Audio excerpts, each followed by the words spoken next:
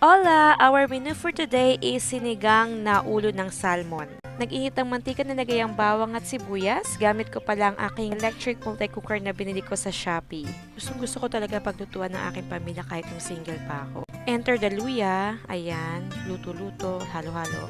Tapos ang kamatis, medyo manibang kamatis. Mas maganda sana kung hinog na hinog eh. Kung di ka marunong magluto, mag-try ka lang ng mag-try hanggang sa matuto ka. Ayan na nga ang aking miso. Marami ng resources ngayon kung saan ka pwedeng matuto. May YouTube na, o diba? YouTube Academy. Pag nagisa na ng husto, lagyan na natin ng tubig. Ayan, 4 na cup yan. Pangalawa, pangatlo, nasa na? Ayan.